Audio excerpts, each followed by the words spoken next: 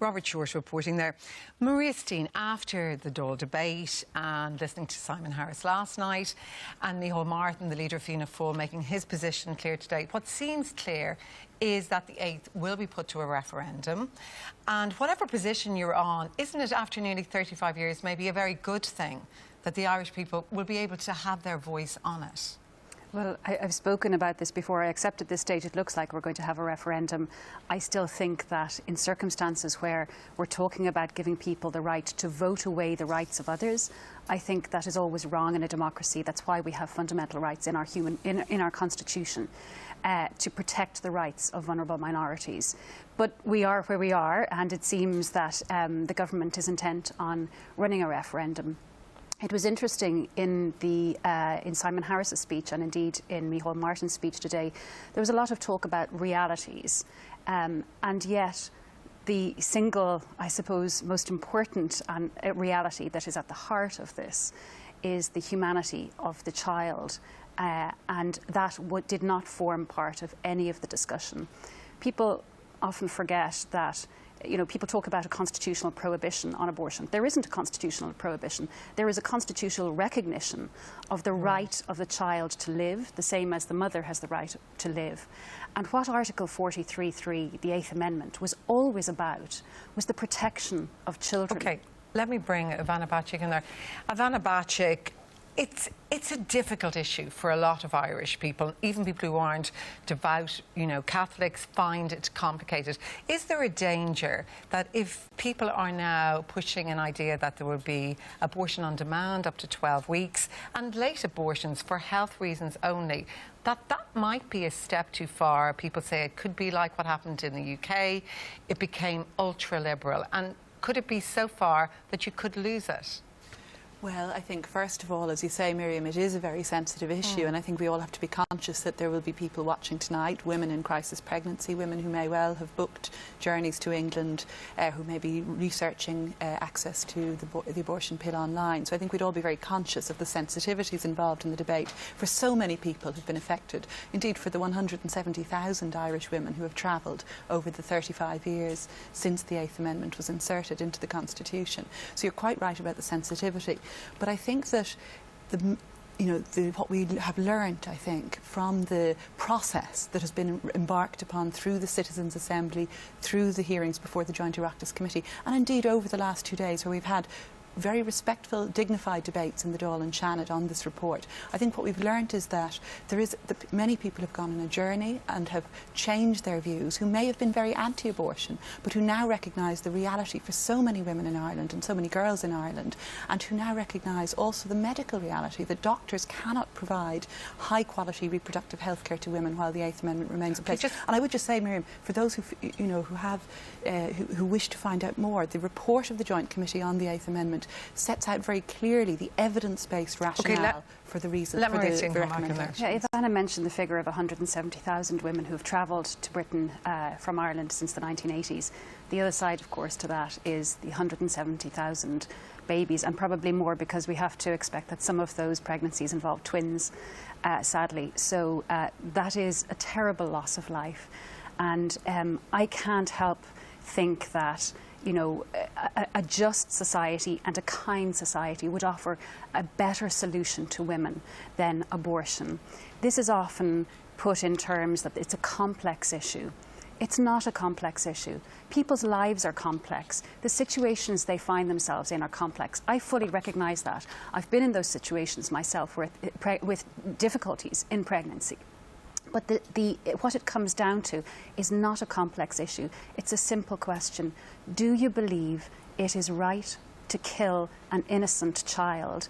And unfortunately, Ivana seems to be coming down on the side of saying that there are certain classes of human beings that are not worthy of the same rights as everybody else. Ivana Bacik, come back in there. Well, I've heard those sort of arguments over many years that they have gone on, but I must say what has struck me most forcefully during the recent debates has been the change in view. I was very moved by the very very powerful contributions of Minister Harris last night, of Micheál Martin today, of so many others, of the majority of TDs and senators who spoke in favour of repeal in recognition of the reality of women in crisis pregnancy in Ireland. And I must say this, there was one core issue that shone through the many, many contributions and that shines through the report of the Joint Committee, and that is the issue of trust in women and of a compassionate and humane approach to women's healthcare in Ireland. I fully support that, Ivana. I fully support that, but I cannot see how compassion allows you to support the deliberate killing of an innocent child, which we're always talking about, which is at the heart of every abortion.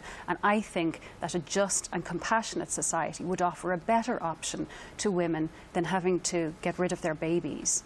Can you answer that? Because that is the point she just made, is a point a lot of people on that side do make. It is, certainly. But again, I think if you look at the evidence that was presented to the Joint Oireachtas Committee, if you look at the more than 20 medical experts, different bodies like the Irish Council of General Mostly Practitioners, coming from one side, the Institute of Obstetricians and Gynaecologists, and if you look at what the chair of the committee said last night in the Seanad, Senator Catherine Noone, whose chairing was commendable for its impartiality, she pointed out that it was actually very difficult to get any medical professional in Ireland who would come forward to the committee or anywhere else and defend the status quo. It is indefensible from a medical perspective to have a criminal offence of intentional destruction of unborn life, as we currently do, punishable by up to 14 years imprisonment for any young woman or girl who goes online and takes an abortion pill. It depends on the value you put on the life of a child, Can I just say this, Ivana? that things have changed dramatically in recent years, and that's again very clear from the evidence that's been presented. We know that in 2016, for example, over 1,700 women accessed abortion pills. We're told, and Ivana seems to be saying, you know, we've changed, life has moved on, we need a modern approach. But there are some values that hold dear, whether we're in the 21st century, the 20th, the 19th, or whatever time.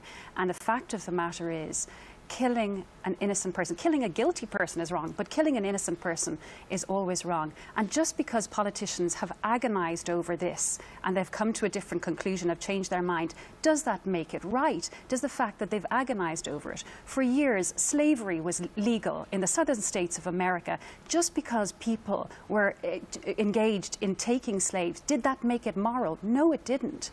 And should the law have reflected the fact that people were keeping slaves? I think Maria's right about one thing. Ireland has changed, and I think we've all reflected on that this week, the week when we're looking back at the Joanne Hayes, the terrible treatment of that young woman Joanne Hayes in the 1980s, the Kerry babies case, when we think back on Anne Lovett, a young girl who died giving birth in a grotto. I was of a similar age. I was in school in 1983. Nobody under 50 in Ireland, no woman of childbearing age has ever had the opportunity to vote to repeal the 8th Amendment.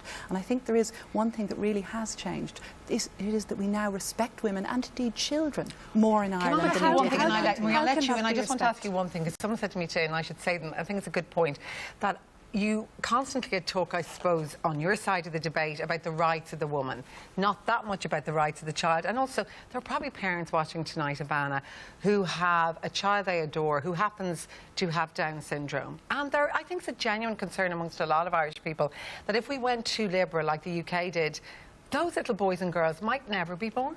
Well, let me just address that very directly. And I should say I'm a mother of 2 daughters myself. I certainly don't want them to have to face into adult life, facing the chill of the 8th Amendment as my generation did. But in terms of Downs, that is something that the Joint Oireachtas Committee utterly rejected. They rejected disability as a ground. I have to come in there. Let her finish and I'll bring you in, because it is an issue. If you look at the report, it's very clear. The committee rejected disability, indeed any non-fatal abnormality as a ground for abortion. That was very clear. And I should say this, that people have been suggesting that because the committee recommended that termination without restriction as to reason should be legal up to 12 weeks, that would in some way have an impact on the birth of Down's babies. Absolutely not, because diagnosis comes later than 12 weeks. That's been made clear by doctors.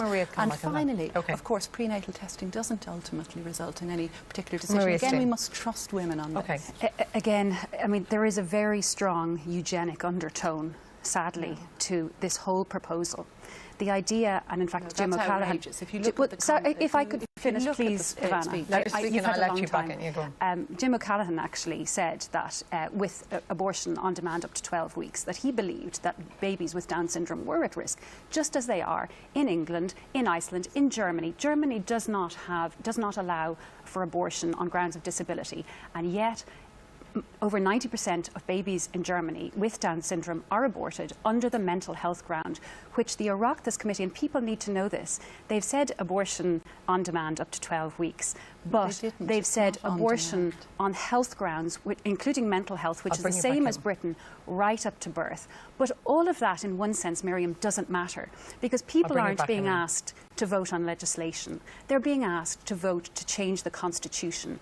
And once the constitutional protection for the unborn children is gone out of the Constitution, the Irish people will never be able to have a say on this again. And just before I bring in a ban, obviously the other side of women who want to be able to choose is fatal fetal abnormality, rape and cases of incest. But you come back in there.